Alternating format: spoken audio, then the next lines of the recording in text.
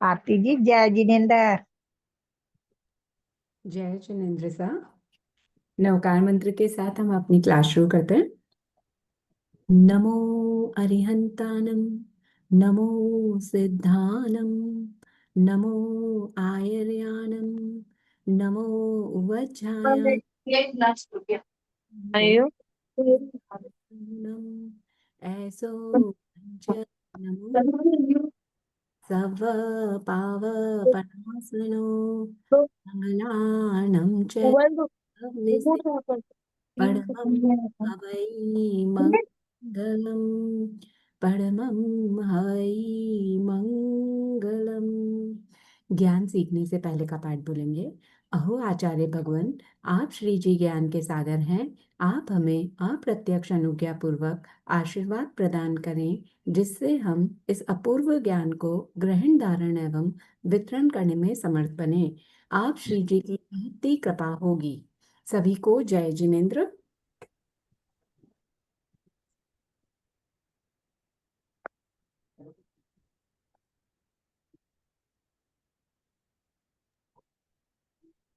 कर्ण प्रज्ञप्ति वाला भजन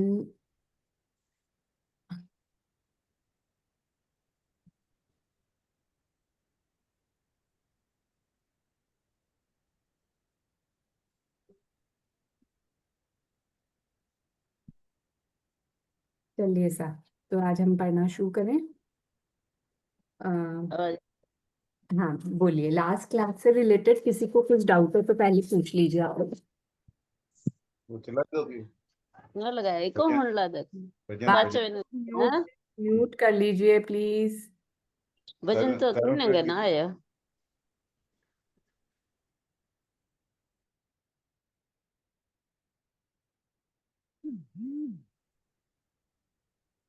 किसी को कुछ डाउट है लास्ट क्लास में से तो आप लोग अनम्यूट होकर के पूछ लीजिए, नहीं तो हम फिर आगे पढ़ना शुरू करते हैं। लास्ट क्लास में हमारे देशघातिनी सर्वघातिनी प्रकृतियां ही चल रही थी। मेरी आवाज बराबर आ रही है ना मैम? एक डाउट है मैम। आयु करण के संबंधित मतलब उसका उत्कृष्ट अनुभाव बंध में लंबी आयु शुभ लेशाजन्य अध्यवसाय में अनुभाव बंध उत्कृष्ट होता है। तो यहाँ पर क्या समझना चाहिए? अनुभाव, आयु का अनुभव क्या समझना चाहिए? वो आयु उनके लिए सुखकारी है, पर वो साता में भी आ जाता है ना, फिर आयु में क्या ऐसी विशेषता है?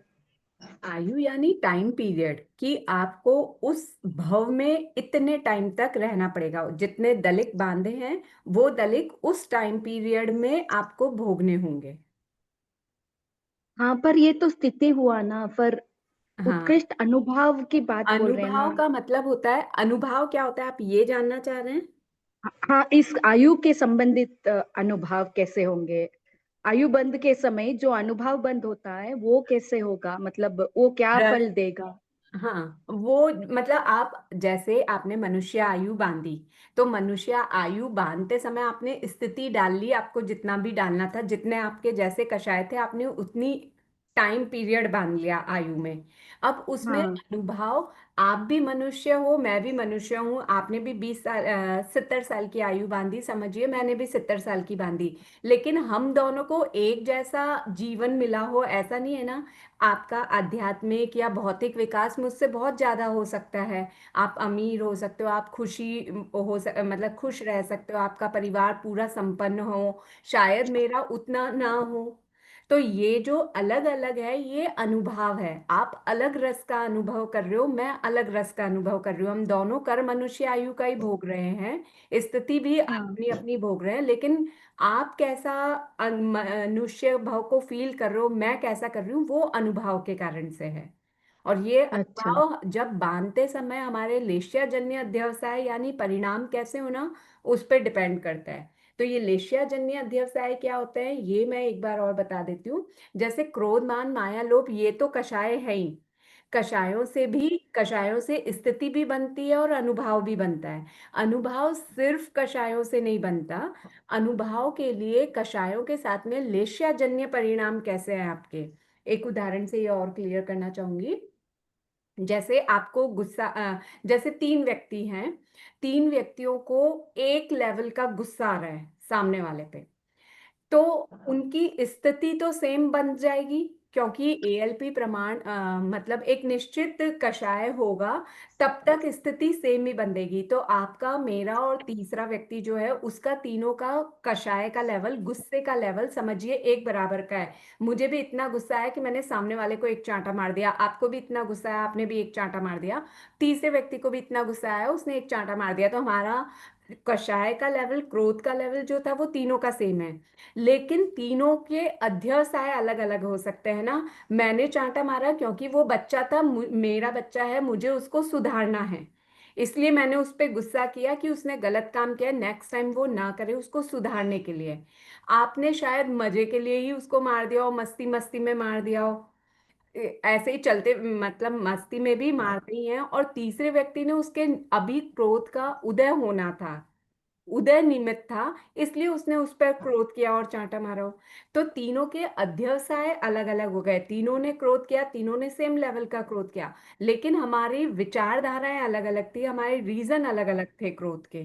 तो वो जो अध्यवसाय हैं उनके आधार पे अनुभाव बंद होता है। तो जिसके जैसे अनुभाव होंगे उसका वैसा ही अनुभाव बंद होगा।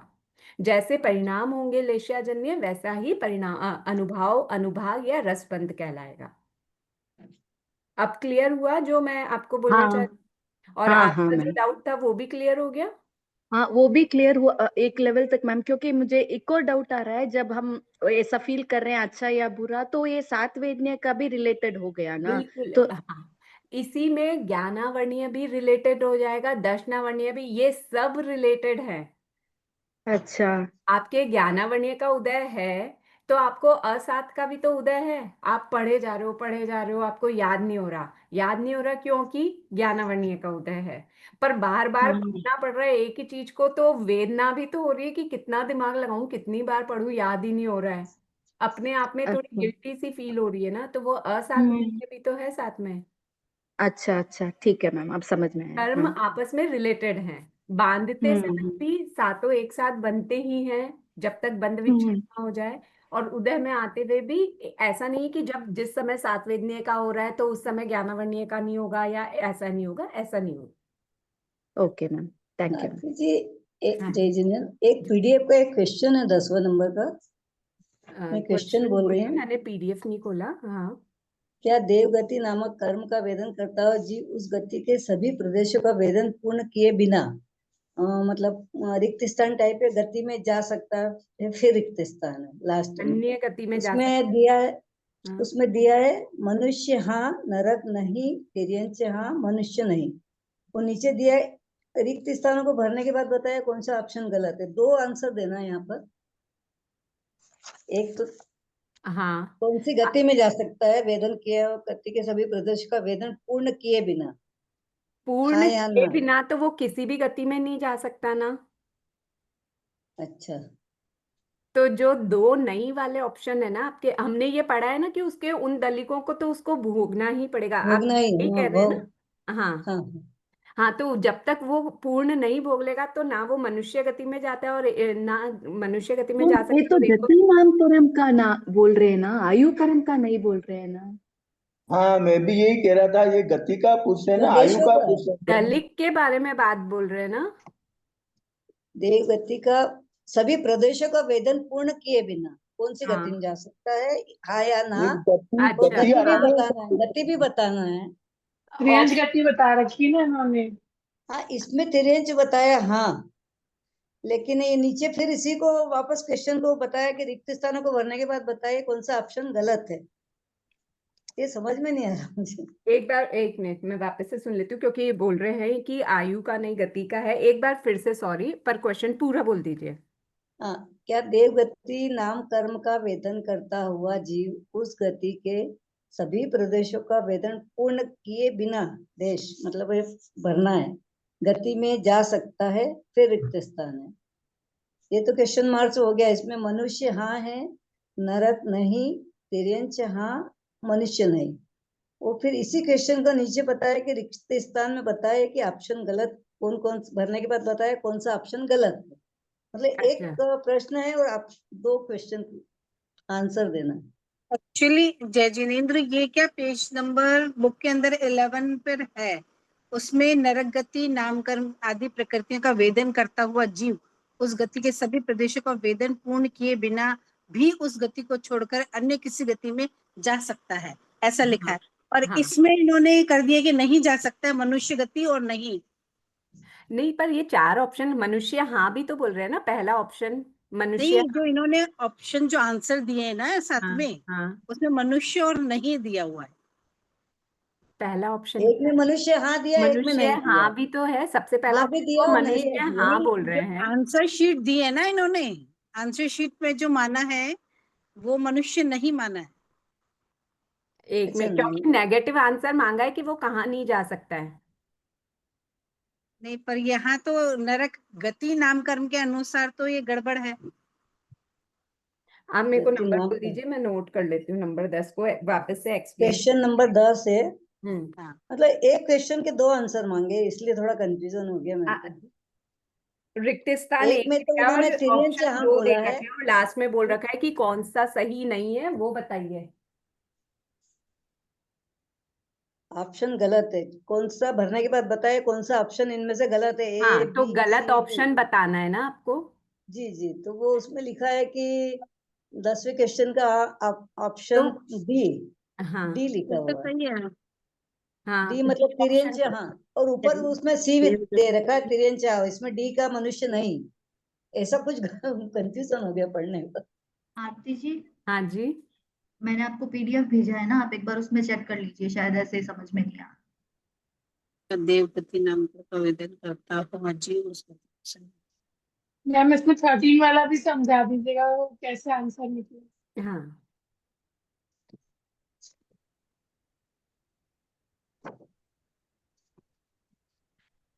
10वां इसमें क्वेश्चन क्या देवगति वाला ना। हाँ हाँ 10वां।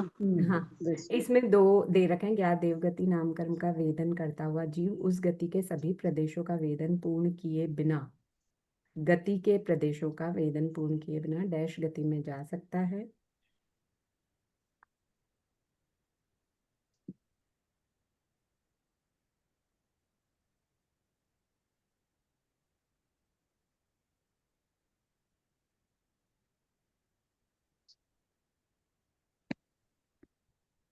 बुक के हिसाब से तो हाँ होना चाहिए, और आपने जो आंसर दिया है वो ना नहीं आ रहा उसमें। नहीं, मैंने जो आंसर दिया वो आयु कर्म की अपेक्षा से दिया था कि आयु कर्म के सभी दलिकों को भोगे बिना वो नहीं छोड़ हाँ, सकते हैं। उसमें तो यहाँ नाम कर्म है। हाँ, गति नाम गति कर्म नाम कर्म। में तो गति है, नाम रहते हैं, कर्म आगे है। से आगे दलिक रहते हैं। अभी भी मेरे पास चारों गति के दलिक होंगे, मैं भले ही मनुष्य हूं ना, फिर भी मेरे पास रह सकते हैं। हम्म। तो इसलिए अब ये पूछे कि वेदन पूर्ण किए बिना नरक में तो जाएगा नहीं, देवगति से आया हुआ जीव नरक में जा नहीं सकता। तो हाँ, मनुष्य में जा सकता है और तिर्यंच में जा सकता है। पर अब ऑप्शन तो हाँ होगी चारों तो दे ए, रखे हैं। ए हाँ और सी हो सकता है, हाँ, पर इन्हें आंसर ये डी दे थोड़ा रखा है। कंफ्यूजन वाला ही क्वेश्चन है, ये समझ में भी नहीं आया जी। हाँ, ये मेरे 10वां को क्वेश्चन ना। कई बार पढ़ लिया। हाँ, मैं नोट कर लेती हूँ। या तो मैं पूछ के बताने के भाव रखूंगी, और नहीं तो मैं आगे बोल दूंगी, वो ये क्लियर कर देंगे। ठीक है। पर जैसे आज एग्जाम में आया हाँ, तो क्या उससे लिखा? पहले कराने के भाव रखती हूँ मैं। ठीक है, ठीक मैम है। मुझे तो 13 वाला पेपर समझा दीजिए। कौन सा? 13 वाला मुझे थोड़ा समझ में नहीं आया, उसका क्रिटिफिकेशन भी दे रखा है, पर मुझे वो पढ़ने से समझ नहीं आ रहा, पता नहीं। हाँ, ये 3 महाविद्यालय जीव, वाला भी ये वाला है कंफ्यूजन ना, है 3 13 जीव नंबर का। भिन्न भिन्न अवस्थाओं में। हाँ हाँ मैम, वो मेरे को बड़ा घुमा रहा है मुझे वो क्वेश्चन। एक मिनट पढ़ लेते हैं अपन। 3 जीव भिन्न भिन्न अवस्थाओं में हैं। इन तीनों जीवों में से कौन से जीव के क्षेत्र विपाकिनी प्रकृतियों का उदय है? क्षेत्र विपाकिनी प्रकृतियां कौन सी है? अपने आनुपूर्वी वाली 4 है ना। अनुपूर्वी वाले। अब पहला बोल रहे हैं, दूसरी नरक से काल करके अगले ही समय में महाविदय क्षेत्र में उत्पन्न हो गया। दूसरी नरक से उसने काल किया, और जैसे ही वो नरक छोड़ा वो महाविद्या क्षेत्र में उत्पन्न हो गया। तो आनुपूर्वी बची नहीं ना बीच में, अच्छा ठीक तो है इसके तो आनुपूर्वी है नहीं। ठीक है सेकंड बोला है हरिवर्ष क्षेत्र से काल कर दिया है और पहले देवलोक में उत्पन्न होने वाला है पर हुआ तो नहीं हुआ है, ये अभी रास्ते में ही है। मतलब है ना? विग्रह ये गति विग्रह गति है। हाँ, ये विग्रह विग्रह गति गति यानी इसके आनुपूर्वी हो सकती है, होती है। हो सकती, उदय हाँ। संभव है। सी है केवली समुद्घात के समय मात्र कार्मण का योग में रहा हुआ है। वो दो गतियों के बीच में है क्या? केवली समुद्घात में तो एक ही केवली इसी भव में कर रहे हैं ना। हमने क्या आनुपूर्वी की डेफिनेशन क्या पढ़ी? दो भवों के बीच की स्थिति। बीच की तो ये भी नहीं होगा, तीसरा भी नहीं होगा। चौथा है केवली। बी एंड सी, तो वो जब तीसरा नहीं है तो बी एंड सी भी नहीं होगा, तो बी होना चाहिए इसका आंसर। हाँ मैम वही है आंसर, पर मुझे अब समझने क्लियर में हुआ कि अभी हाँ भी हाँ हुआ? मतलब वो हाँ अभी क्लियर हो विग्रह गया मैडम। में एक मिनट, जिनको जिज्ञासा है, मैंने हाँ मुझे नहीं हाँ हुआ तो आप वापस पूछ लीजिए। देखिए बाटा बहती अवस्था यानी दो भवों के बीच में अगर जीव रुक रहा है वही आनुपूर्वी का उदय होगा, वही क्षेत्र विपाकिनी प्रकृति का उदय कहलाएगा। ठीक है मैम थैंक यू है ना? हाँ बस ये हाँ, और किसी का कोई डाउट है क्या? बी वाला आंसर सही है। बी, हरिवर्ष क्षेत्र से। हाँ। जी और ठीक। कुछ है इसमें से डाउट या बाकी क्लियर है पेपर? मैम 13वां नंबर का क्वेश्चन। मैम एक क्वेश्चन 10 है ना मैम, उसमें आके गलत ऑप्शन को चुनने के लिए कहा गया है, तो उन्होंने जो दिया है वो सही है। अगर आप फर्स्ट ऑप्शन लेंगे, तो क्या सही देवगति है। नाम। हाँ हाँ हाँ, सही बात है, आप सही बोल रहे हैं। गलत चूज करना है तो नरक नहीं आना चाहिए, आप ये कह रहे हैं कि वो नरक में नहीं जाएगा? उन्होंने जो आंसर दिया वही करेक्ट है, क्योंकि उन्होंने अभी क्या देखिए ना आंसर हम दिया है? दो डैश दिया हुआ है। पहले देखिए, क्या देवगति नामकरण का वेदन करता हुआ जीव इस गति के सभी प्रदेशों का वेदन पूर्ण किए बिना मनुष्य गति में जा सकता है, और उसका आंसर दिया है हाँ। तो ये सही ऑप्शन, ये आंसर करेक्ट है ना। तो क्या वो देवगति दिव्यगति नाम। में क्यों नहीं जा सकता है, मैं ऐसे पूछना चाह रही हूँ। नहीं मैम, उन्होंने 3 ऑप्शंस दिया है, उसमें जो गलत ऑप्शन है वो सेलेक्ट करने के लिए बोल रहे हैं। अभी पहला वाला ऑप्शन है मनुष्य गति में जा सकता है, और उसका आंसर भी, क्वेश्चन ये है और उसका आंसर है हाँ। तो ये ऑप्शन सही है, तो ये आंसर में हम ये नहीं टिक कर सकते हैं। नेक्स्ट ऑप्शन आता है, क्या देवगति नामकरण का वेदन करता हुआ जीव उस गति के सभी प्रदेशों का वेदन पूर्ण किए बिना नरक गति में जा सकता है। तो वो आके नरक गति में जा सकता है, पर इधर आंसर दिया हुआ नहीं, तो मतलब नहीं जा सकता है नरक गति ये में बात देव सही है, गति। हाँ तो इधर आंसर दिया हुआ है नहीं, तो हाँ, ये भी आंसर करेक्ट है। तो वो बराबर, गलत आंसर ही चूज हाँ करने के, वैसे ही तिर्यंश का भी आंसर सही है, तो वो गलत नहीं है। तो हाँ सिर्फ मनुष्य का अभी लास्ट आंसर हाँ लेंगे, हाँ क्या हाँ, देव। बहुत बढ़िया, बहुत अच्छे से क्लियर किया। ये मनुष्य हाँ और नरक नहीं, ये अलग अलग दो दो हैं। पहला वाला पहले रिक्त स्थान में भरना है, और हाँ नहीं ये सेकंड वाले फिल इन द ब्लैंक में भरना है, बराबर है ना? हाँ मैम। हाँ, तो अब हाँ अपन ये जिनका डाउट था ना, ये एक बार क्वेश्चन वापस से पढ़ते हैं, और जैसे इन्होंने बताया मैं वही चीज वापस रिपीट करके बताती हूँ। सीमा जी ने जैसे बताया, क्या देवगति, मैं सेंटेंस बोलती हूँ, आप मुझे बताइएगा जी सही है कि गलत है। क्या देवगति नाम कर्म का वेदन करता हुआ जीव उस गति के सभी प्रदेशों का वेदन पूर्ण किए बिना पूर्ण किए मनुष्य गति में जा सकता है? हाँ, सही है क्या ये बात? सही है। सही है, यानी फर्स्ट ऑप्शन सही है। हमें सही। ऑप्शन गलत वाला चूज करना है। सेकंड ऑप्शन है, क्या देवगति नाम कर्म का वेदन करता हुआ जीव उस गति के सभी प्रदेशों का वेदन पूर्ण किए बिना नरक गति में जा सकता है? ये ऑप्शन गलत है क्या? नहीं, नहीं यानी नहीं, नहीं जा सकता है ना, नहीं जा सकता। तो ऑप्शन सही हुआ ना। अच्छा देव गति वाला जीव नरक गति में जाकर उत्पन्न नहीं होता, हमें ये मालूम है। यहाँ ये सेंटेंस ये है कि वेदन पूर्ण किए बिना नरक गति में जा सकता है? नहीं, नहीं जा या सकता। नहीं तक इन्हीं का लाइन चल रही है। हमें ये ठीक, बताना है क्या ये ऑप्शन सही है या गलत है। गलत। नहीं, ऑप्शन सही है, पूरी ऑप्शन बात सही सही है, है ना, मतलब कि वो नरक गति में जा सकता है क्या? नहीं। नहीं जा सकता। तो बात सही हो गई ना इनकी, इन्होंने ही नहीं आंसर लिखा है।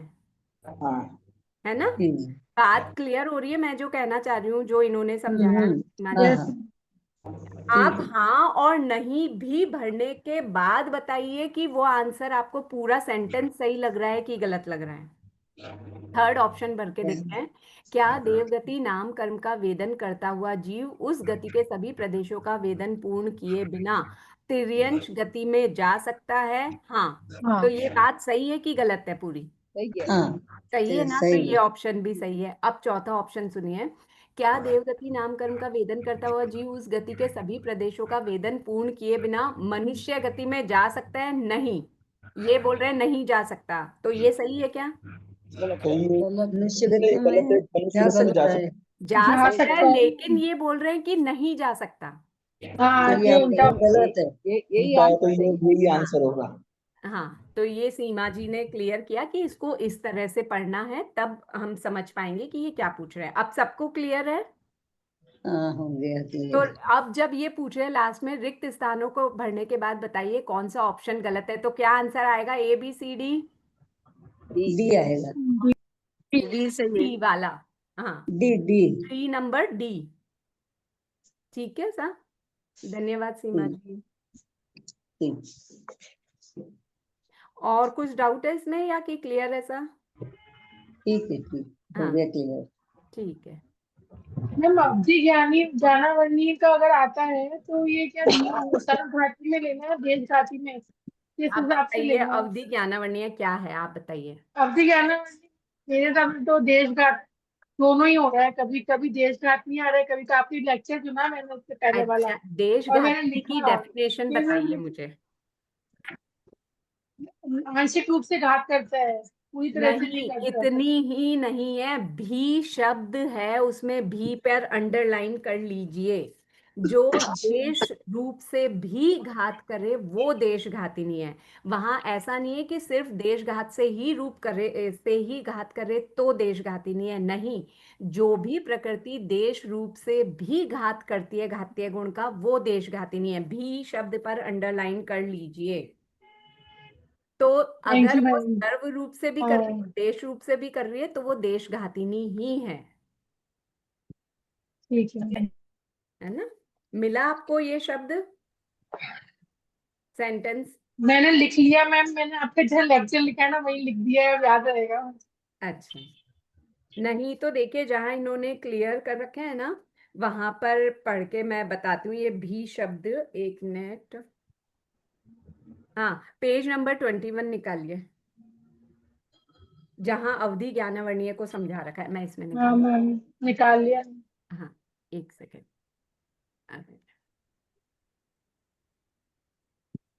हाँ देखिए, अवधि ज्ञानावर्णीय, पढ़ू मैम? हाँ नहीं, एक सेकंड, मैं जो भी बोलना चाह रही हूँ ना वो दिखाना चाह रही हूँ आपको। हाँ चलिए पढ़िए, आप पढ़िए। मैम मेरे पास बुक है, मैं पढ़ रही हाँ पढ़िए, स्क्रीन पे शेयर नहीं हो रहा है क्या? हूँ। इस कर्म प्रकृति के उदय से आत्मा के अवधि ज्ञान गुण का कभी आंशिक रूप से और कभी पूर्ण रूप से घात होता है। यह कर्म प्रकृति के उदय से कुछ संघी पंचेंद्रीय नैरिक आदि जीवों के अवधि ज्ञान गुण का आंशिक रूप से ही घात होता है। मैम स्क्रीन शेयर हो रही है।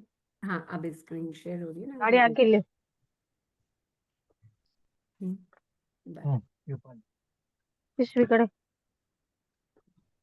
हाँ क्या प्रॉब्लम है, तुम कर, कोई दिक्कत नहीं करी।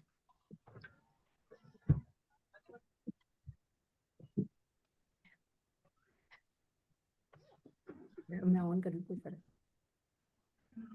हाँ, तो देखिए, अवधि ज्ञानावर्णीय इस कर्म प्रकृति के उदय से आत्मा के अवधि ज्ञान गुण का कभी आंशिक रूप से कभी पूर्ण रूप से घात होता है, बराबर है। उदाहरण के लिए दे रखा है, इस कर्म प्रकृति के उदय से कुछ संघी पंचेंद्रिय जीवों के अवधि ज्ञान गुण का आंशिक रूप से ही घात होता है, इसीलिए उन्हें अवधि ज्ञान या विभंग ज्ञान होता है। इस कर्म प्रकृति के उदय से एकेंद्रिय विकलेंद्रिय आदि अनेक जीवों के अवधि ज्ञान गुण का पूर्ण रूप से घात होता है, इसीलिए उन्हें अवधि या विभंग ज्ञान नहीं होता है। अब पढ़िए लास्ट जो इम्पोर्टेंट चीज मैं बोलना चाह रही हूँ वो, इस प्रकार अवधि ज्ञानावर्णीय कर्म प्रकृति के उदय से आत्मा के अवधि ज्ञान गुण का आंशिक रूप से भी घात संभव होने से यह कर्म प्रकृति देशघातिनी है। ठीक है। है ना? हाँ, और मैम भी आप से लोगों दिमाग को में बैठ एक्सप्लेन जाएगा। करना हुआ ना, तो आप लोग भी लास्ट में ये कंक्लूजन लिखिएगा कि क्यों उसको ठीक है। घातिनी बोल रहे हैं, क्योंकि ये देश रूप से भी आंशिक रूप से भी घात करने वाली होने के कारण, है ना? ठीक है, थैंक यू। हाँ, और किसी का कोई डाउट है?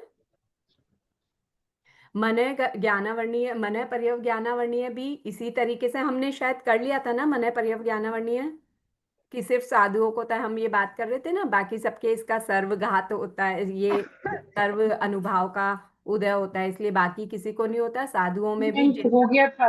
हाँ, हो गया। मैम हो गया। चक्षु दर्शना, ये पूरा हो चुका है चैप्टर, समझ हो में? गया मैम। हाँ, ये पूरा हो गया। ठीक है सर, ये आपने वो भी आपने मैंने डायग्राम आप लोगों समझाया को था बोल दिया था। क्या सर? लास्ट में डायग्राम समझा दिया था आपने। अच्छा, तो ये हो गया इस पश्चिमोपशम का डायग्राम समझाया था ना मैम।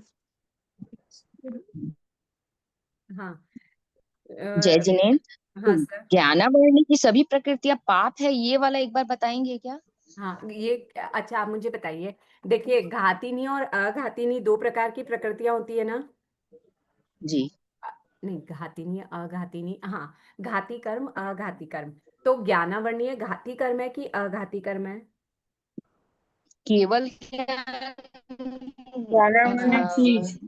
घाती कर्म है, घाती कर्म है।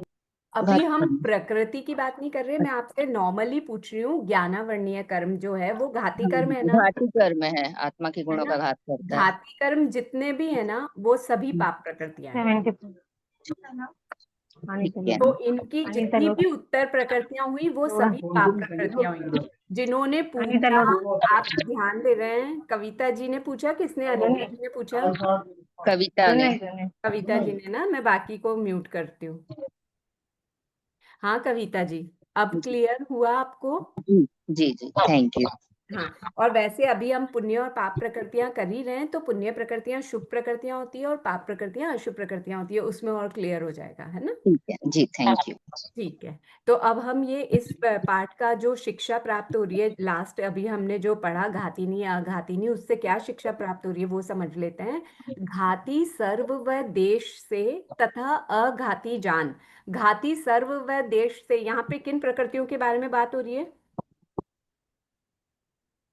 घाती कर्म की प्रकृति, घाती कर्म की प्रकृतियां जो सर्वघातिनी भी होती हैं और देशघातिनी भी होती हैं, तथा अघाती जान। अघाती जान जो अघाती कर्म है, शेष चार कर्म जो अघाती हैं उनके लिए बोल रहे हैं, इनको जान लो, मतलब घाती कर्म को भी समझो, अघाती कर्म को भी समझ लो। उभय, उभय यानी दोनों। कर्म दल भेद के, इनके दल यानी दलिक यानी प्रदेश, इनके कर्मों के प्रदेशों को भेद के, यानी इनसे आत्मा को अलग करके आत्म का निर्वाण, ये आत्मा निर्वाण यानी अपनी असली अवस्था, मोक्ष अवस्था, सिद्ध अवस्था को प्राप्त करती है। सभी को क्लियर है इसका अध्याय से प्राप्त शिक्षा? Yes ma'am. तमेव सत्यम निसंकम जम जिणेहिम पवेयम। वही सत्य है, निशंक है, जो जिनेश्वर भगवंतों ने प्ररूपणा की है, उसमें कोई संदेह का आवश्यकता वो ही नहीं है, गुंजाइश नहीं है। अब हमारा नेक्स्ट चैप्टर शुरू होता है, अध्याय 7, पुण्य व पाप प्रकृतियां। पुण्य प्रकृतियां, पुण्य प्रकृतियां किसे कहेंगे बताइए? प्रशस्त फल देती है वो प्रकृतियां। प्रशस्त फल देती है, शुभ फल देती हैं। ओके, आप लोगों का एकदम सही है, जो अच्छा फल दे, जिसका, जो मेरे को अपने अनुकूल लगे, जब उसका उदय आए, ऐसी प्रकृतियां जिनका उदय आने पर मुझे अनुकूलता फील हो, अच्छा लगे, जिसके कारण से मैं भौतिक विकास कर पाऊं, आध्यात्मिक विकास कर पाऊं, उन प्रकृतियों को पुण्य प्रकृतियां कहते हैं। आज आप और मैं यहाँ दोपहर में बैठकर मोबाइल पर या लैपटॉप पर या डेस्कटॉप पर हम ये धर्म की क्लास कर पा रहे हैं। क्यों कर पा रहे हैं? हम इतने सक्षम हैं कि हम ये डिवाइस खरीद पाए। हम इतने आत्मसंपन्न हैं कि हमारे मन में शांति है। अभी हमें कोई वेदना नहीं हो रही। अगर मेरा सर बहुत तेज दुख रहा होता, क्या मैं आपको पढ़ा पाती? नहीं। अगर मेरे पास पैसे की कमी होती, मैं गरीब होती, क्या मैं आपकी क्लास ऐसे ले पाती? नहीं। तो यानी ये सब साधन जो मुझे मिले हैं, ये कुछ पुण्य का ही फल है ना। मेरे पुण्य का उदय है, इसीलिए ना। तो पुण्य प्रकृतियां यानी वो प्रकृतियां जो जीव को अनुकूल लगे, मतलब अच्छी लगे, साताकारी लगे, जिनसे भौतिक विकास यानी पैसे भी अच्छे हों। क्योंकि भौतिक विकास इसलिए इम्पोर्टेंट है, पैसे होंगे तभी आप दान पुण्य भी कर पाओगे। अगर मेरे पास पैसे ही नहीं है, सामने कोई है जिसको जरूरत है, मेरा मन पूरा है कि मैं उसकी सहायता करूं, लेकिन मेरे पास ही नहीं है, तो मैं उसकी सहायता क्या करूंगी? तो पुण्य के लिए भी तो पुण्य का उदय होना जरूरी है। मैं पुण्य बांधू, उसके लिए भी वापस से पुण्य होना चाहिए, मेरे पास देने के लिए होना चाहिए ना। तो देने के लिए जो होना यानी जो पैसा है, वो भी तो पुण्य का ही फल है, पुण्य का ही उदय है, शुभ प्रकृतियों का ही उदय है।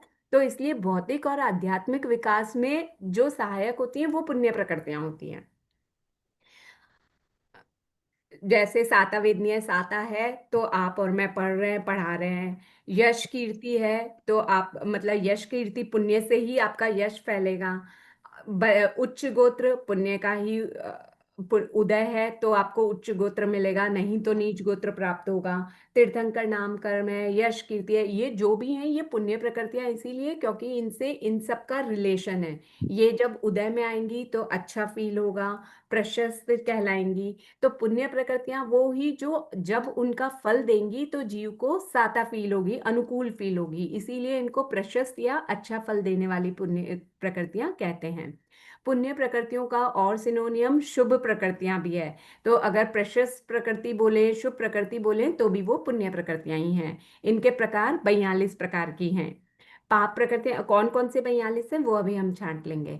पाप प्रकृतियां सेम इसके उल्टा, जिनका उदय में आने पर हमें प्रतिकूल फील हो, यानी अच्छा फील ना हो, अच्छा ना लगे, वो अप्रशस्त प्रकृतियां होती हैं। जिनके कारण से जीव भौतिक और आध्यात्मिक विकास नहीं कर पाए या जितना करना चाहिए उतना नहीं कर पाए, वो अप्रशस्त प्रकृतियां, पाप प्रकृतियां कहलाती हैं। ये अशुभ प्रकृतियां भी कहते हैं इनको। ये भी 84 प्रकार की होती हैं। 84 प्रकार की होती हैं। 42 का डबल कर दो, 84 आ जाएगा, याद रखने के हिसाब से बता रही हूं मैं आपको। नीचे दे रखा है इसके बारे में कि श्री बंद शतक, जो कि प्राचीन कौन सा कर्म ग्रंथ है ये बंद शतक? पंचम पंचम है, पांचवा। पंचम कर्म। हाँ, पंचम कर्म ग्रंथ है, पांचवा कर्म ग्रंथ। पांचवा, और ये पुराने वाला है, नवीन भी लिखे गए हैं पर ये पुराने वाले पंचम कर्म ग्रंथ का नाम है श्री बंद शतक। उसमें बंद योग्य 120 प्रकृतियों की अपेक्षा से ही वर्णन किया गया है। अब अगर मैं 42 और 84 जोड़ूं तो क्या 120 आएगा? नहीं आ रहा ना, इसीलिए यहाँ पर टिप्पणी देकर के ये चीज क्लियर की गई है कि सम्यक्त्व वेदनीय और सम्यक मिथ्यात्व वेदनीय का बंद शतक में वहां ऐसे वर्णन नहीं किया गया है। यहाँ पर आपको क्लियर हो जाए, आप फिर सोचें कि ये प्रकृतियां कहाँ जाएगी, पुण्य में जाएगी, पाप में जाएगी, ये क्लियर करने के हिसाब से यहाँ पर 122 प्रकृतियों की अपेक्षा से वर्णन किया गया है। फिर भी अगर मैं 42 84 जोड़ूं तो क्या 122 आएगा? 126 होगा। क्यों आया 126? कौन बताएगा? वर्ण चतुष्क दोनों में आता है इसलिए। हाँ, क्योंकि वर्ण चौक दोनों में आ रहा है, क्योंकि वर्ण चौक के अंदर वर्ण बोल रही हूं तो उसमें पूरे पांचों वर्ण आ रहे हैं, गंध दोनों आ रही हैं। तो अगर एक जीव उसमें से शुभ बांध रहा है और दूसरा अशुभ बांध रहा है तो ये पुण्य में भी कहलाएगा वर्ण और पाप में भी कहलाएगा ना। इसी तरह से वर्ण गंध रस स्पर्श को इसीलिए पुण्य में भी ले रहे हैं, पाप में भी ले रहे हैं, क्योंकि जो इनकी उत्तर प्रकृतियां हैं वो कुछ पुण्य वाली है, कुछ पाप वाली है। अब कौन सी क्यों पुण्य वाली गिन रहे हैं, क्यों पाप वाली गिन रहे हैं, वो हम इस चैप्टर के लास्ट में समझेंगे। तो 42 प्रकार की पुण्य प्रकृतियां समझने से पहले पाप प्रकृतियां समझ लेते हैं। पाप प्रकृतियां इसलिए पहले समझ रहे हैं क्योंकि थोड़ा इजी हो जाएगा। पाप प्रकृतियों में घातिनी जो भी प्रकृतियां हैं, यानी घाती कर्म की जो भी उत्तर प्रकृतियां हैं, सारी की सारी पाप प्रकृतियां हैं। तो सोचना ही नहीं है, चारों कर्म जो घाती कर्म है उनके तो सारी की सारी डाल दीजिए। कौन कौन सी? ज्ञानावर्णीय की 5, दक्षिणावर्णीय, मोहिनी और हाँ, ज्ञानावर्णीय की 5, दक्षिणावर्णीय की 9, मोहिनी की 28, 28 और अंतराय की अंतराय की 5। ये तो पाप प्रकृतियां है ही है, क्योंकि ये घाती कर्म है। अब जो अघाती कर्म होता है उसमें से हमें सिलेक्ट करना है। तो अघाती कर्म में से भी 2 तो एकदम क्लियर नाम सुनने से ही पता चल जाएगा पुण्य की पाप है। वेदनीय में 7 वेदनीय और असात वेदनीय है। कौन सा पुण्य कौन सा पाप? असात वेदनीय पाप प्रकृति है और 7 वेदनीय पुण्य में चली जाएगी। गोत्र कर्म नीच पाप है, नीच गोत्र पाप वाली है। ठीक है, ये भी आप लोगों देखते ही पता चल जाएगा। उच्च गोत्र पुण्य का उदय है और नीच गोत्र पाप का से रिलेटेड है। अब 2 चीजों में ध्यान करना है। क्या बोल रहे हैं सर? नाम कर्म की ही याद करनी पड़ेगी। नाम कर्म के भी हम इजी तरीका निकाल लेंगे जिससे पता चल जाएगा। आयु के लिए, आयु में 3 प्रकार की आयु को पुण्य आयु माना है। क्यों माना है 3 प्रकार की आयु को पुण्य आयु? क्योंकि वे मरना नहीं चाहते हैं, तिर्यंच, मनुष्य और देव। नहीं, त्रियंच आयु में भी तो कोई भी नहीं चाहता। श्रावक नरक की आयु फिर भी मतलब निकलना चाहते हैं, पर तिर्यंच, मनुष्य, देव सम्यक्त्वी जीव है ना वहां पे। हाँ, निकल आपकी बात बराबर, मैं आपकी बात को नहीं काटना चाह रही, मैं ऐसा कहना चाह रही हूँ जो सम्यक्त्वी जीव है उनको मालूम है वो वहां पे रह के महाकर्मों की निर्जरा कर सकते हैं, तो जल्दी से जल्दी मोक्ष भी प्राप्त कर सकते हैं। आपकी बात भी सही है कि मरना वो चाहेंगे कि हम जल्दी से इस आयु को भोग के यहाँ से बाहर निकलें। आयु कर्म में नरक आयु ही पाप आयु है, बाकी की तीनों पुण्य आयु है। इसका एक रीजन अनुभव पे भी है। जो आयु कर्म में हमने स्थिति और अनुभव ये पढ़ा था ना अभी, जो स्टार्ट करते ही लेक्चर में जो समझा था, वो रीजन अभी लास्ट में आएगा। तो क्योंकि गति करते ही अभी वो क्वेश्चन उठेगा कि तिर्यंच आयु को पाप प्रकृति में लिया है, तिर्यंश आयु को हमने पुण्य प्रकृति में लिया है, जबकि तिर्यंश गति को हम पाप प्रकृति में ले रहे हैं, ऐसा क्यों? ये तिर्यंश के बारे में ही एक सवाल आ जाएगा, इसलिए। तो अभी आके लिए ध्यान रखिए, आयु में सिर्फ एक नरक आयु ही पाप प्रकृति है, बाकी की तीनों आयु पुण्य प्रकृति है। अब नाम कर्म पे आ जाते हैं। नाम कर्म में शुरू करते हैं गति चतुर्दशक से। गति चतुर्दशक में यानी सबसे पहले गतियां 4 गति कौन कौन सी? इनमें से 2 शुभ है, 2 अशुभ है। तिर्यंश मनुष्य और देव शुभ है, नरक और तिर्यंच अशुभ है। हाँ, और साथ में इनके साथ जैसे ये गति चलती है इनकी अनुपूर्वी भी वैसे ही चलती है, तो इसीलिए नरक द्विक और तिर्यंश द्विक ये दोनों पाप प्रकृतियां हुई। अभी हम पाप प्रकृतियां छाटते जा रहे हैं, भले ही दोनों एक साथ में छाटते चलते हैं, पाप भी। ठीक है, गति चतुर्दशक हो गया। गति चतुर्दशक में से गति 4 हो गया। जाति 5 में से पंचेंद्रीय जाति पुण्य है, बाकी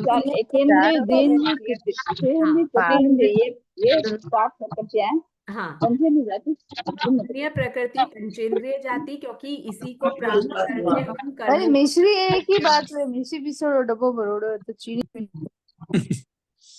डब्बा भरा।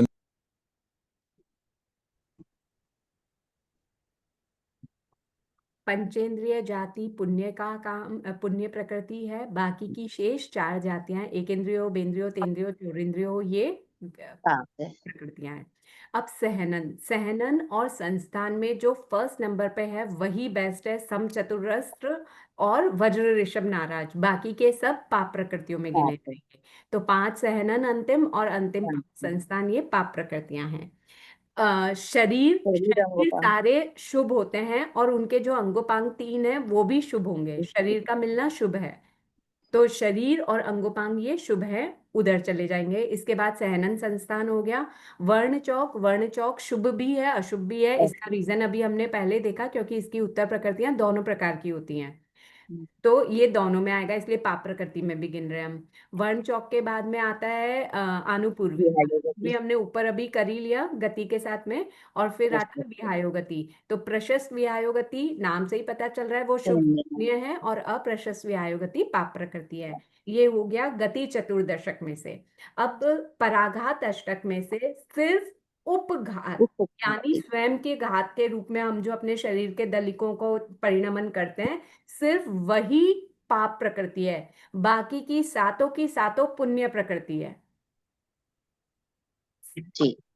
ध्यान रखिएगा, सिर्फ और सिर्फ उपघात जो है वो पाप प्रकृति है, बाकी की सातों पुण्य प्रकृति है। और स्थावर दशक और त्रस दशक, तो त्रस की दसों की दसों पुण्य है और स्थावर की दसों पाप प्रकृति है। तो याद करने में ज्यादा प्रॉब्लम होगी ही नहीं।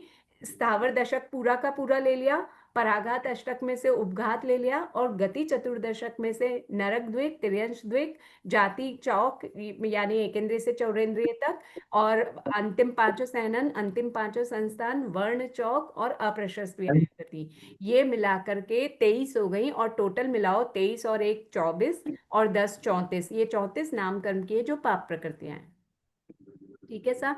शेष जो बची वो सब पुण्य प्रकृतियां हैं। तो शेष बचेगी किसमें से? घाती कर्म तो हमारा सारा पाप में से चला गया। अघाती 4 कर्म होते हैं। वेदनीय का हमने छांट लिया, 7 वेदनीय पुण्य है। गोत्र में उच्च गोत्र पुण्य है। आयु में ये तीनों आयु पुण्य है। हाँ जी। और नाम कर्म की अभी जो हमने छोड़ी वो सारी पुण्य है। कौन कौन सी? तो मनुष्य द्विक, देव द्विक, पंचेंद्रिय जाति, शरीर पांचों के पांचों, शरीर पे फोकस करना, पांचों शरीर पुण्य प्रकृति के उदय से मिलते हैं। शरीर अंगोपांग ये भी पुण्य प्रकृति है। वज्र ऋषभ नाराज सहनन सम चतुरस्थ संस्थान वर्ण चौक। आप लोगों ने पूछा नहीं कार्मण शरीर को पुण्य में क्यों लिया है? कार्मण शरीर तो सभी जीवों के होगा ना। तेजस और कार्मण तो सभी जीवों का सहयोगी जीव है। तो होंगे ही, उसके बिना तो उनमें भी अच्छे कर्म भी होते हैं ना। तो अच्छे कर्मों और कर्म है तो फिर हम उनको मतलब शरीर मिलेगा तभी हम उस शरीर को खत्म करके अपनी सिद्धावस्था को प्राप्त कर सकते हैं। तो शरीर पांचों के पांचों अंगोपांग 3 के ही होते हैं, वो तीनों के तीनों। वज्र ऋषभ नाराज सहनन जो पहला वाला सहनन है, समचतुर संस्थान जो कि पहला संस्थान है, वर्ण चौक चारों के चारों, और प्रशस्त विहायोगति ये सारे के सारे पुण्य में 20 प्लस पराघात अष्टक में से 7 प्रकृतियां उपघात को छोड़कर, और त्रस दशक पूरे के पूरे 10 ये पुण्य प्रकृतियां, तो कुल मिला के 37 हो गई। तो नाम कर्म की अगर पूछे जाए तो 37 तो पुण्य प्रकृतियां हैं, और पाप प्रकृतियां कितनी है? 34 ये ध्यान रखेगा। और एक आयु कर्म पे मेन फोकस कर लेना, ठीक है? हाँ, प्रशस्त अप्रशस्त वियोगति ये जो पुण्य प्रकृति में जब हमने 4 कम करी ना, वर्ण गंध रस स्पर्श, हाँ, तो ये हमने की हमने इधर भी ली और उधर भी ली है, दोनों में ले ली। दोनों तो एक में से कम करी ना, मतलब ऐसे कर सकते हैं क्या? नहीं, कम कहाँ की हमने ना, अपन ने 42 की जगह 37 कर दी ना। वो तो 4 को गिना है। कहाँ पे बोल रहे हैं आप हमने कम कर ली? अभी अपन पुण्य पाप पढ़े ना मैम, उसने अपने अपन को 126 बताया था। दोनों 71 बन जाती है। टोटल करो तो इनको 34 और 37 71 नहीं हो गई है? हाँ, तो 7 हम 4 एक्स्ट्रा गिन रहे तभी तो बनी, तभी तो बनी 4 एक्स्ट्रा गिनी। जो डाउट पूछ रहे हैं वो पूछिए साहब। हाँ मैम, वही मैं और कंफ्यूज हूँ मैम। हो गया क्लियर? 42 और 84 अपन ने बात कर रहे थे ना पुण्य और पाप की। हाँ, अब उसमें से अपन ने 42 में से 37 करा ना।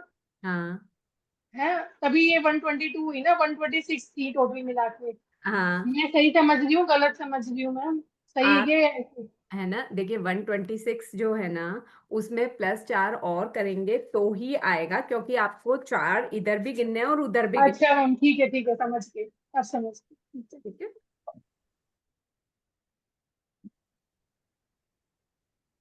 ठीक है, तो ये पुण्य और पाप प्रकृतियां हो गई। इसमें पुण्य प्रकृति में इसमें ध्यान देने वाला ये है कि वर्ण में से कौन कौन से पुण्य हैं और कौन कौन सी पाप प्रकृतियां हैं। तो वर्ण चौक में टोटल में 20 प्रकृतियां होती है। वर्ण की 5, गंध की 2, रस की 5, स्पर्श की 8। उनमें से कृष्ण और नील ये पाप प्रकृतियां हैं, पहले वाली दोनों पाप प्रकृतियां हैं, पीछे वाली दोनों पुण्य है। क्यों है हम रीजन नीचे पढ़ लेंगे, वैसे हमने पढ़ चुका है, ये रिवीजन क्लास है, फिर भी एक बार पढ़ लेंगे। गंध में तो नाम से पता चल जाएगा, दुर्भिगंध है तो पाप प्रकृति है, सुरभिगंध है तो पुण्य प्रकृति है। रस में तिक्त और कटुक है तो वो पाप प्रकृति है। कषाय अम्ल मधुर यानी कशैला मीठा और खट्टा, ये तीनों पुण्य प्रकृतियां हैं। स्पर्श में कक्खट गुरु शीत रुक्ष, याद रखने के लिए जो जो पहले आ रहे हैं वो पाप प्रकृतियां हैं, बस रुक्ष वाले में, लास्ट वाले में थोड़ा ध्यान रखना। स्निग्ध रुक्ष आता है लेकिन सेकंड वाली पाप प्रकृति है। अगर कंफ्यूज हो रहे हो तो मेरी बात पे मत जाना, आप लोग जैसे लिखा हुआ है एज इट इज याद कर लेना। वहां याद नहीं आए तो मैं ये कह रही हूँ, जो स्पर्श 8 में पहले पहले जो ऑप्शन आता है ना, कक्खट मृदु, गुरु लघु, शीत उष्ण, तो इनमें से पहले वालों को पाप प्रकृति लेना है। लेकिन जो लास्ट ऑप्शन आता है स्निग्ध रुक्ष, उनमें से रुक्ष पाप प्रकृति है, स्निग्ध पुण्य प्रकृति है। क्रम से याद किया है तो आपको मेरी बात अभी जो मैं कह रही हूँ वो समझ में आ जाएगी, पर याद रख लीजिएगा आप जिस भी तरह से याद रखें कि ये वाली पाप प्रकृतियां, ये वाली पुण्य प्रकृतियां हैं। अब इनको क्यों, इनको पुण्य कहा गया और इनको पाप कहा गया है, तो उसके पीछे रीजन है। हमारे आपके मानने से नहीं होता कि भाई लाल हमने शादी में पहनते हैं तो वो अच्छा है, सफेद विधवा हो जाते हैं तब पहनते हैं, या किसी के उठावने में जाते हैं तो वो सफेद को पाप में गिनना चाहिए था लेकिन यहाँ पर तो पुण्य माना है। ऐसे सब ये सारे लॉजिक काम नहीं करते। लॉजिक क्या है, जिन प्रकृतियों का उत्कृष्ट रस बंध यानी उत्कृष्ट अनुभाव बंध अच्छे शुभ, हमारे अध्यवसाय जब एकदम शुभ शुभ हो तब हम उनमें उत्कृष्ट रस डालें तो वो पुण्य प्रकृति कहलाती है। तो जो पुण्य प्रकृतियां यहाँ बताई गई है, लोहित हरिद्र शुक्ल सुरभि गंध कषाय अम्ल मधुर मृदु लघु उष्ण स्निग्ध, जब जीव इनका उत्कृष्ट अनुभव यानी इनमें उत्कृष्ट रस डालेगा ना, तब जीव के विशुद्ध उत्कृष्ट विशुद्ध परिणाम होंगे, बहुत अच्छे परिणाम होंगे, तब वो इनमें अधिक रस डालेगा। जबकि पाप प्रकृतियों के लिए क्या होता है कि उनका उत्कृष्ट अनुभव बंद जीव संक्लिष्ट परिणामों में करता है, विशुद्ध परिणामों में नहीं।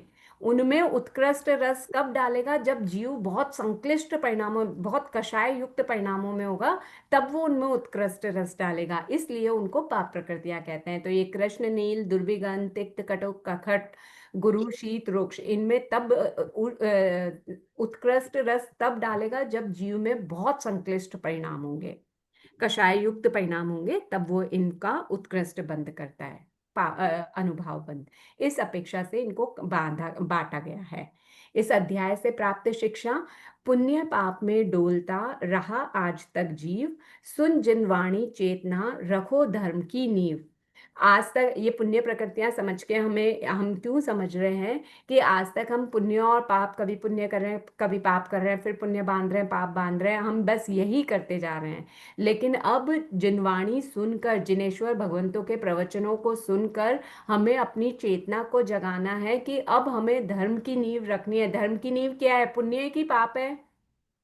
आध्यात्मिक विकास कब हो सकता है, जब आपके पुण्य का उदय, प्रबल उदय होगा। हाँ, तो अब हमें अपने धर्म की नींव रखनी है, तो हमें डिसाइड करना है हमें क्या बांधना चाहिए, पुण्य बांधना चाहिए या पाप बांधना चाहिए। मोक्ष में जाने के लिए तो दोनों को छोड़ना है, लेकिन मोक्ष तक पहुंचने के लिए हमें पुण्य चाहिए। तमेव सच्चम निसंगम जम जनेयम पवेयम। ठीक है सर। आयु के बारे में भी यही है, मतलब मैंने पहले बोला था कि लास्ट में हम आयु देखेंगे, आयु भी यही है कि उस आयु का उत्कृष्ट अनुभव बंध कब होगा, जब जीव विशुद्ध लेशाजन्य अध्यवसाय में डालेगा, तो इन 3 आयुओं का ही होगा। यानी आयु, भाई अगर मेन तो तिर्यंच आयु में ही हो रहा है ना, कि तिर्यंच आयु को पुण्य प्रकृति में गिना गया है, जबकि इसको तिर्यंच गति को पाप प्रकृति में गिना गया है, क्योंकि आयु लंबी जो है वो तिर्यंच की भी लंबी आयु युगलिकों की है।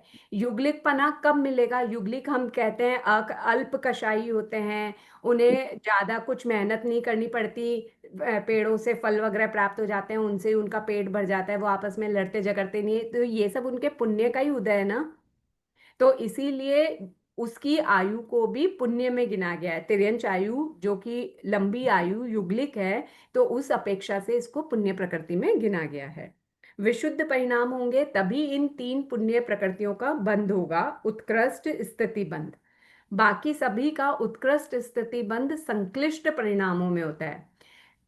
टोटल जितनी प्रकृतियां हैं 120 बंध योग्य प्रकृतियां हैं ना, उनका उत्कृष्ट स्थिति बंध कब होगा? जब जीव उत्कृष्ट संक्लिष्ट में होगा, यानी सबसे ज्यादा कषाय करेगा तो वो ज्यादा स्थिति बांधेगा।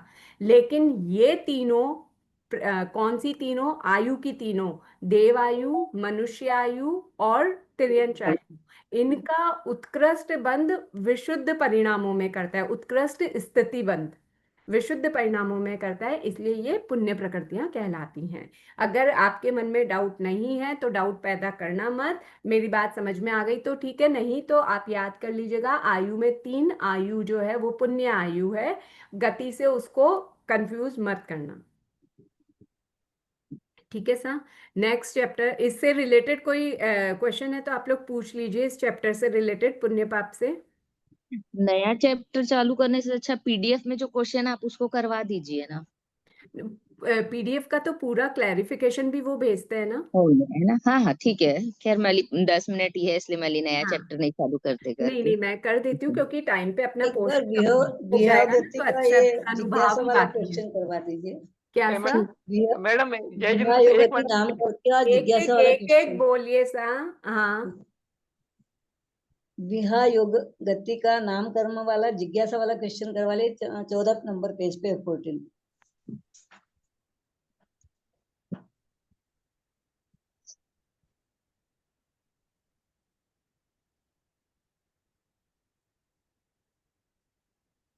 विहायोगति नामकरण। विहंगति का हाँ। हाँ समझा दीजिए। विहायोगति नामकरण, विहायोगति किसे कहते हैं पहले तो वो बताइए आप मुझे। हलन चलन जिसको होता हो। हलन चलन जीव क्रिया को।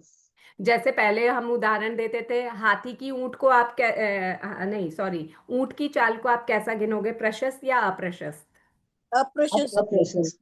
क्योंकि वो थोड़ा ऐसे उबड़ खाबड़ टेढ़ा-मेढ़ा चल। ऐसा हाँ। चलता है। हाँ, हाथी के चाल चलन को, हलन चलन को प्रशस्त। हाँ, ये पहले उदाहरण दिए जाते थे, अभी किसी कारणवश ये उदाहरण हटा दिए गए हैं, पर उससे हमारे दिमाग में रहे कि प्रशस्त क्या है अप्रशस्त क्या है, इसलिए मैंने ये चीज बोली ताकि ध्यान आ जाए। ठीक है। विहायु गति नाम कर्म के उदय से जीव की गति यानी हलन चलन आदि शारीरिक क्रियाएं प्रशस्त या अप्रशस्त, प्रशस्त यानी शुभ, अप्रशस्त यानी अशुभ होती है। इस प्रकार विहायोगति नाम कर्म का संबंध शरीर के साथ होता है, क्योंकि शरीर की चाल बोल रहे हैं ना हम, टेढ़ी मेढ़ी या सीधी चाल, तो इसका शरीर के साथ संबंध होने से इसे पुद्गल विपाकिनी प्रकृति कहना चाहिए। तो फिर इसको पुद्गल विपाकिनी प्रकृति नहीं कहकर जीव विपाकिनी प्रकृति क्यों कहा गया है? आप बताइए क्यों कहा गया है, फिर मैं बताती हूँ। इसमें शरीर के ये पुद्गलों डायरेक्ट का जीव में अपना परिणाम फल नहीं प्रदान होता। करती है, डायरेक्ट जीव में अपना फल प्रदान करती है। जीव में अपना फल रटाया आंसर है कि जीव में अपना फल प्रकट कर रही है। अरे शरीर के रूप में प्रकट कर रही है ना, कि मेरी शरीर की चाल टेढ़ी मेढ़ी हो रही है, शरीर में हो रही है पर पुद्गलों का परिणामन नहीं हो रहा है इसमें। ये बात, क्योंकि इसमें हम जो ये पुद्गल विपाकिनी प्रकृति है उसकी डेफिनेशन क्या है? जो शरीर के पुद्गलों का परिणामन करती है, करना और उन्हें शरीर के रूप में परिणत करना। तो क्या विहायोगति में मैं कुछ पुद्गल नए खींच रही हूँ और उसको शरीर के रूप में परिवर्तन कर रही हूँ क्या? नहीं। तो इसीलिए ये पुद्गल विपाकिनी प्रकृति नहीं है। देखिए पुद्गल विपाकिनी की डेफिनेशन पढ़ते हैं, जो कर्म प्रकृतियां शरीर के पुद्गलों में अपना फल प्रदान करती हैं, अर्थात पुद्गलों को शरीर अंगोपांग, सहनन, संस्थान आदि शरीर से संबंधित विभिन्न रूपों में परिणत करने का कार्य करती है। या तो शरीर बना रही है, शरीर के अंगोपांग बना रही है, ऐसा कुछ कार्य कर रही हैं, उन्हें पुद्गल विपाकिनी प्रकृतियां कहते हैं। लेकिन चाल सही नहीं है इसमें, ना तो वो नए पुद्गलों को ग्रहण कर रही है ना उनका परिणमन कर रही है, इसीलिए इनको जीव विपाकिनी पुद्गल विपाकिनी प्रकृति नहीं कहकर जीव विपाकिनी प्रकृति कहा गया है। ठीक है। हालांकि देगा तो मतलब शरीर के संयोग से ये उदय में आ रही है कि शरीर की चाल टेढ़ी मेढ़ी है, आ शरीर के संयोग से री है, लेकिन इसमें पुद्गलों का कहीं परिणमन नहीं है शरीर के रूप में, इसलिए इसको नहीं माना गया है। फिर भी एक बार यहाँ से और समाधान पढ़ लेते हैं। यह सही है कि विहायोगति नाम कर्म के उदय से जीव की गति यानी हलन चलन आदि शारीरिक क्रियाएं शुभ या अशुभ, प्रशस्त या अप्रशस्त होती हैं। इस प्रकार विहायोगति नाम कर्म का संबंध शरीर के साथ है, परंतु विहायोगति नाम कर्म के उदय से जीव शरीर के योग्य पुद्गलों को शरीर से संबंधित विभिन्न अंगों में, रूपों में परिणत करने का कार्य नहीं करता, इसलिए इसे पुद्गल विपाकनी प्रकृति नहीं कहा गया है। विहायोगति नाम कर्म तो साक्षात जीव में ही अपना फल प्रदान करता है और उसके फलस्वरूप जीव की गति प्रशस्त या अप्रशस्त होती है, इसलिए विहायोगति नाम कर्म को जीव विपाकनी प्रकृति कहा गया है। क्लियर हो है सा? हाँ, क्लियर हो गया। अच्छा सा, थैंक यू। हाँ, और जो भैया वगैरह पूछे थे, आप पूछ रहे हैं कि हो गया? मैम वो उच्छ्वास वाला भी एक बार बता दीजिए ना, उसी पेज में नीचे है उच्छ्वास नामकरण का। हाँ, उच्छ्वास में क्या करते हैं हम? उच्छ्वास में तो पुद्गल खींचते हैं, उनका परिणमन भी करते हैं ना, तो फिर तो इसको तो पुद्गल विपाक नहीं मानना चाहिए। अभी हमने ऊपर कहा कि शरीर के पुद्गलों को खींच नहीं रहे हैं और उसका परिणमन नहीं कर रहे, इसलिए विहायोगति को हमने नहीं लिया। अब नेक्स्ट क्वेश्चन ये उठता है, ठीक है विहायोगति को नहीं लिया, उच्छ्वास में तो हम शरीर के ही उनको खींच रहे हैं पुद्गलों को और उनका परिणमन कर रहे हैं, तो फिर उच्छ्वास को क्यों नहीं लिया? बताइए क्यों नहीं लिया? क्योंकि वो हमारा उच्छ्वास शरीर और अंगोपांग के रूप में परिवर्तन कर रहे हैं क्या? नहीं, लब्धि युक्त होते हैं, उच्छ्वास लब्धि युक्त होता है। एक तो लब्धि युक्त होता है और दूसरा उसको शरीर और अंगोपांग के रूप में परिणत नहीं कर रहा। जो श्वासोच्छ्वास के रूप में, मैं अगर औदारिक शरीर वाली हूँ तो मैं औदारिक के पुद्गलों को ही ग्रहण कर रही हूँ, पुद्गलों को ग्रहण कर रही हूँ, लेकिन उससे मैं शरीर का या शरीर के किसी अंगोपांग का निर्माण नहीं कर रही हूँ। उससे मैं सांस ही, जो मेरे श्वासोच्छ्वास लेने की शक्ति है मेरी, उसको कंप्लीट कर रही हूँ। श्वासोच्छ्वास की जो लब्धि है उसी को लेकर के ग्रहण कर रही हूँ उन पुद्गलों को, मतलब मैं ले रही हूँ सांस के रूप में परिणत करके वापस से छोड़ रही हूँ। तो शरीर के रूप में कोई शरीर या शरीर का अंगोपांग का निर्माण नहीं कर रही हूँ। ठीक है मैम, हो गया doubt clear. Thank you ma'am. लब्धि का मतलब यहाँ शक्ति है, उच्छ्वास लब्धि यानी सांस लेकर छोड़ने की शक्ति। मैं मैडम ये पूछा था, जो नामकर्म और नामकर्म गति कर्म, ये दोनों में क्या है? नामकर्म आयु है और नामकर्म गति कर्म, इनमें क्या होता है? दोनों में डिफरेंस क्या होता है? आयु कर्म में टाइम पीरियड कर रहे हो आप। आयु कर्म हम बोलते हैं ना कि बेड़ी में बंधा हुआ, जैसे कि जब तक उसका समय कंप्लीट नहीं होगा वो बेड़ी से छूटेगा नहीं, या वहां के दलित कंप्लीट पूरे नहीं कर लेगा तब तक वहां से छूटेगा नहीं। तो आयु में टाइम पीरियड है, और गति में आप वहां के जैसा बांधा है आपने वैसा वो भोग रहे हो फल, वो चीज है।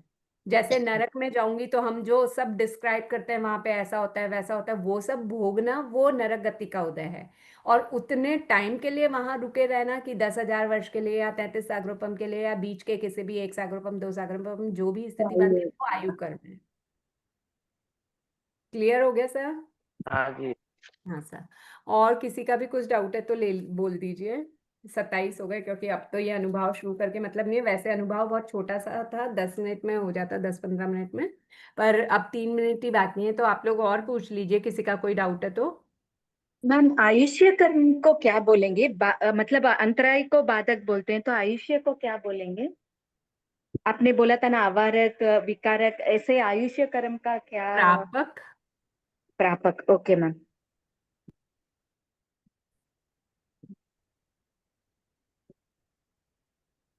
और किसी का कोई डाउट है?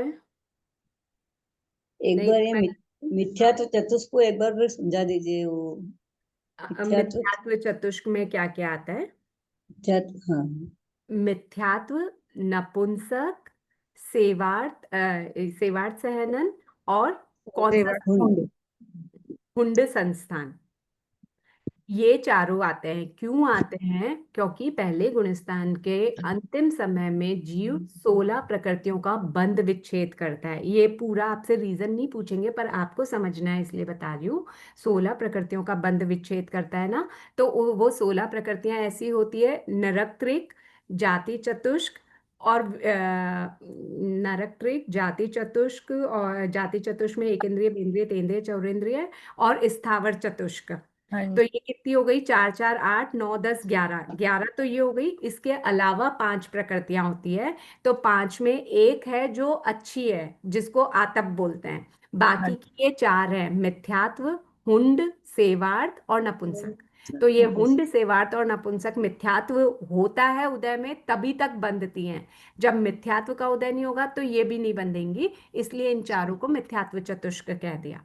बंधती ये भी 16 की 16 ही नहीं बंधेंगी। ये जो 16 प्रकृतियां अभी मैंने बोली, ये मिथ्यात्व का उदय रहेगा तभी तक बंधेंगी, इसीलिए पहले गुणस्थान के अंतिम समय तक बनती है, आगे नहीं बनती। एक वैक्रिय अष्टक का बता दीजिए।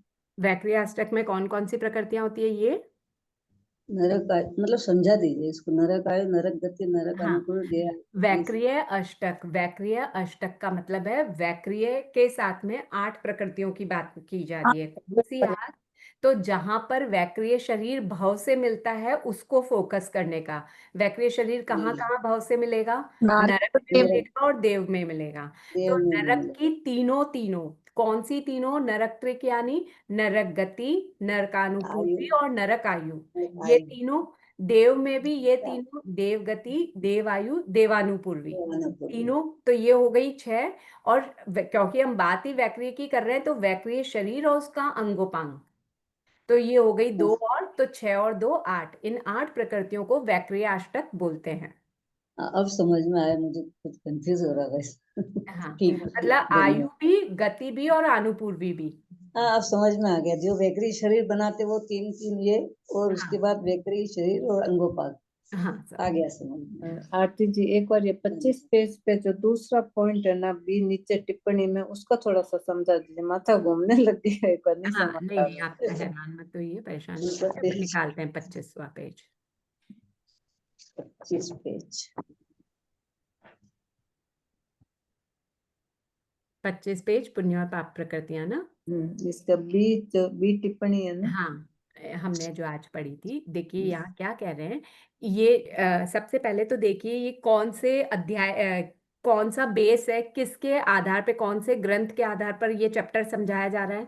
प्राचीन ग्रंथ बंद शतक के आधार पे समझाया जा रहा है। तो बंद शतक में जो समझाई गई है ना, वो 120 प्रकृतियों के आधार पर ही वर्णन किया गया है, क्योंकि बंधती 120 ही है।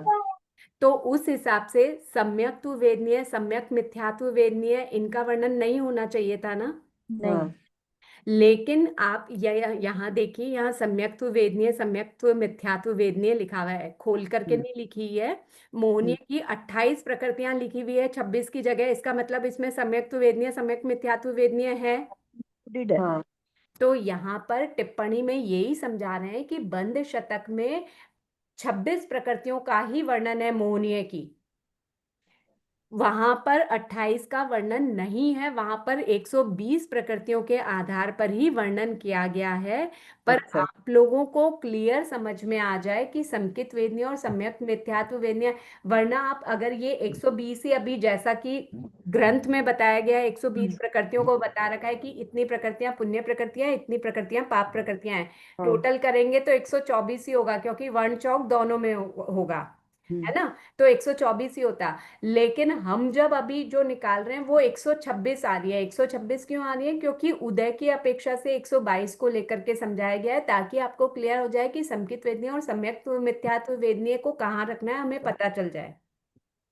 घाती कर्म की है, मोहनीय कर्म है, मोहनीय कर्म घाती कर्म है, तो ये पाप प्रकृतियां हैं, तो ये पाप प्रकृतियों में ही रखा जाएगा। एक रीजन और है ये बताने का, क्योंकि इससे पहले वाला जो है ना चैप्टर, उसमें भी फिर यही कंफ्यूजन हो जाता है कि 120 को लेकर के चलो कि 122 को लेकर के चलो। तो पूरा 122 के अपेक्षा से ही वर्णन करके आप लोगों को समझाया गया है। लेकिन बंद शतक में 120 प्रकृतियों के आधार पर वर्णन किया गया है, वहां पर 122 को लेकर नहीं समझाया गया है। ये हमारी बुक है कर्म प्रज्ञप्ति, जिसमें उन्होंने 122 को लेकर समझाया है।